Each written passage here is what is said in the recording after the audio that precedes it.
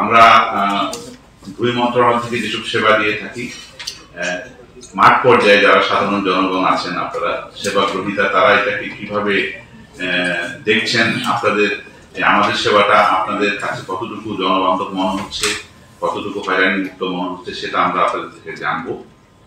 পাশাপাশি আপনাদের যদি কোনো সাজেশনস থাকে যে আপনারা আরো কিভাবে সেবাটাকে উন্নয়ন করা যায়, কি কি প্রতিবন্ধকতা রয়েছে, সেগুলো ফ্রিলি ওপেন মাইন্ড নিয়ে আমাদের সাথে শেয়ার করবেন। আমরা জানতে চাই আসলে কি কি প্রতিবন্ধকতা আপনারা ফেস করছেন সেবা গ্রহণে। কিন্তু বেশ কিছুদিন ধরে আমরা সেখান থেকে সরে যাচ্ছে, আমরা জনগণের সেবাকে আরো সহজকরণ করার জন্য বিভিন্ন রকম বহুমুখী প্রচেষ্টা নিয়েছি।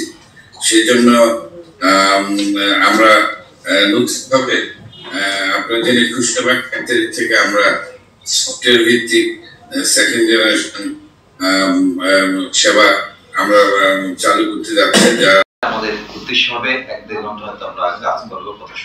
আপনার যত সুনিশ্চিত আছে, আমরা গত সপ্তাহে গিয়েছিলাম হবিগঞ্জে, সেলিম আহমেদ এবং আছেন আমার বাম পাশে মন্ত্রণালয় থেকে যারা আমরা এসেছি, আমাদের মাঝে আছেন আজকের কর্মশালার সভাপতি।